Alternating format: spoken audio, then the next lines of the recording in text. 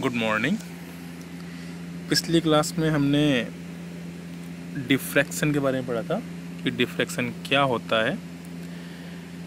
आज की क्लास में डिफ्रैक्शन के प्रकार क्या क्या हैं उसके बारे में थोड़ा पढ़ लेते हैं, जान लेते हैं, समझ लेते हैं।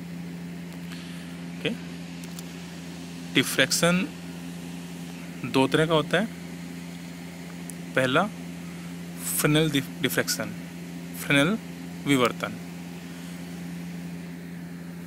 यह विवर्तन वो है जिसके अंदर द्वारक या अवरोधक जिससे कि विवर्तन होना है उसकी प्रकाश स्रोत एस जो लेफ्ट साइड में दे रखा है तथा पर्दा जो राइट साइड में दिखा रखा है चित्र में, उन दोनों से दूरियां परिमित होती हैं, सीमित होती हैं। ठीक है, जब द्वारक या अवरोधक की प्रकाश स्रोत तथा प्रेक्षण बिंदु या पर्दे से दूरी परिमित हो तो विवर्तन फ्रेनेल विवर्तन कहलाता है। अब क्या होगा इसमें जो आपतित तरंगाग्र है और जो विवर्तित तरंगाग्र है वो गोलीय या बेलनाकार होता है। गोलीय या बेलनाकार होता है तरंगाग्र जो हम पीछे पढ़ चुके हैं। वो तरंगाग्र गोलीय कब होता है? जब कोई बिंदु स्रोत से अपने को तरंग मिलती है। ठीक है, बिंदु स्रोत से मिलने वाली तरंगों का तरंगाग्र वेवफ्रंट गोलीय होता है। और बेलनाकार कब होता है? जब कोई रेखीय स्रोत हो उससे मिलने वाला तरंगाग्र वेवफ्रंट बेलनाकार होता है। तीसरा कौन सा प्रकार है? तीसरा है समतल तरंगाग्र। समतल तरंगाग्र किससे मिलता है? कुछ तरह का स्रोत हो, उसके लिए स्रोत की आकृति महत्वपूर्ण नहीं है। जब बिंदु स्रोत चाहे रेखा स्रोत कैसा भी स्रोत हो उससे अनंत दूरी पर समतल तरंगाग्र मिलता है। दोनों से ही अनंत दूरी पर समतल तरंगाग्र मिलता है। ओके, तो फ्रेनेल विवर्तन जिसमें दूरियां परिमित हैं और उसके अंदर आपको गोलीय और बेलनाकार तरंगाग्र मिलते हैं। ओके, नेक्स्ट दूसरा है फ्रोनोफर विवर्तन। जब प्रकाश स्रोत और प्रेक्षण बिंदु की द्वारक या अवरोधक जिसे विवर्तन होना है उससे दूरियां प्रभावी रूप से अनंत हो। प्रभावी दूरी अनंत हो। प्रभावी दूरी और दूरी हमने यहाँ लिखा है प्रभावी दूरी। प्रभावी दूरी क्यों लिखा है इसने? क्योंकि एक्चुअल अनंत दूरी तो अगर कर दी जाएगी तो संभव नहीं होगा ना, क्योंकि अनंत से प्रकाश वहाँ तक पहुँचने में अनंत समय ले लेगा। अनंत वो है जहाँ तक पहुँचा न जा सके, तो इसलिए ये है प्रभावी दूरी। ठीक है, प्रभावी दूरी कैसे करें? अनंत यानी अनंत जैसा प्रभाव होना चाहिए, अनंत जैसा लगना चाहिए, चाहे अनंत न हो। तो अभी बात की थी हमने तरंगाग्र की। तरंगाग्र मिलता है गोलीय, बेलनाकार या समतल। गोलीय बेलनाकार जब परिमित दूरी पे हो और समतल कब? जबकि अनंत दूरी पे हो। तो यदि हम समतल तरंगाग्र आपतित करें अवरोधक या द्वारक पर तो वो प्रभावी रूप से अनंत दूरी पर स्रोत को बताता है। तो इसलिए इसमें जो आपतित और विवर्तित तरंगाग्र हैं वो कैसे होंगे? समतल तरंगाग्र।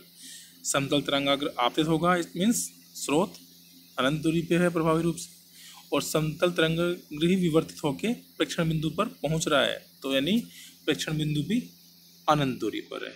ठीक है, किस तरह करते हैं हम वो, किसी स्रोत से समतल तरंगाग्र प्राप्त करना और किसी समतल तरंगाग्र को एक बिंदु पर एकत्रित करना, वो दोनों ही काम उत्तल लेंस की सहायता से आसानी से किए जा सकते हैं। जब हम उत्तल लेंस के फोकस बिंदु पर एक बिंदु प्रकाश स्रोत रखें, तो उससे उत्तल लेंस के निकलने वाले तरंगाग्र समतल तरंगाग्र होते हैं, और समतल तरंगाग्र को जब उत्तल लेंस से गुजारा जाता है तो उसके फोकस बिंदु पर वो तरंगाग्र इकट्ठा हो जाते हैं, कन्वर्ज हो जाते हैं। ओके, तो समझ में आया होगा। दो तरह के विवर्तन, फ्रेनेल जिसमें दूरियां परिमित, फ्राउनहोफर जिसमें दूरियां अनंत। ठीक है, ओके।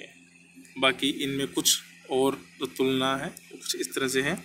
पहली वही मेन जो डिफरेंस है, फ्रेनेल में दूरियां सीमित होती हैं और फ्राउनहोफर में दूरियां अनंत। दूसरा, तरंगाग्र का फ्रेनेल में गोलीय बेलनाकार, क्यों? क्योंकि दूरियां परिमित हैं, और फ्राउनहोफर में समतल क्योंकि दूरी अनंत है। तीसरा, विवर्तन में स्रोत और पर्दे की विवर्तक दूरियां महत्वपूर्ण होती हैं, क्यों होती हैं? कि परिमित दूरियां जो हम माप सकते हैं, और फ्राउनहोफर में दूरियां महत्वपूर्ण नहीं होती क्योंकि दूरियां तो अनंत हो गई प्रभावी रूप से, इसलिए उसमें झुकाव महत्वपूर्ण होता है कि कितना झुका हुआ है द्वारक स्रोत के सापेक्ष, द्वारक या विवर्तक। चौथा, प्रेक्षण लेंस या दर्पण की सहायता के बिना लिए जाते हैं, परिमित दूरी है वहाँ पे एकत्रित हो जाएगी तरंगें, लेकिन यहाँ जो फ्राउनहोफर है इसमें समतल तरंगाग्र मिलता है, इसलिए इसके प्रेक्षण लेने के लिए हमें लेंस की जरूरत पड़ती है। बताया था भी उत्तल लेंस ही होता है। फ्रेनेल के अंदर केवल एक विवर्तक का विवर्तन प्रभावी होता है, ठीक है, लेकिन फ्राउनहोफर में एक या एक से अधिक विवर्तकों का सम्मिलित प्रभाव भी देख सकते हैं। फ्रेनेल में विवर्तन प्रतिरूप का केंद्र विवर्तक के अनुसार कभी दीप्त कभी अदीप्त होता है। ठीक है, कभी चमकीला मिलेगा केंद्र, कभी काला मिलेगा, लेकिन फ्राउनहोफर में ऐसा नहीं होता, वो हमेशा चमकीला बिंदु ही केंद्र पर प्राप्त होता है। सातवां अंतर, अक्ष से दूर स्थित बिंदुओं के लिए विभिन्न किरणों की तिर्यकता, झुकाव भिन्न भिन्न होता है, लेकिन फ्राउनहोफर में सारी किरणें समांतर हैं, इसलिए सबका झुकाव भी एक समान है। आठवां और लास्ट, विवर्तन प्रतिरूप विवर्तक का प्रक्षेप होता है, यानी जो आपको इमेज मिल रही है वो विवर्तक की इमेज मिल रही है। ठीक है, चाहे वो पारदर्शी हो या अपारदर्शी, जबकि फ्राउनहोफर में क्या मिलता है?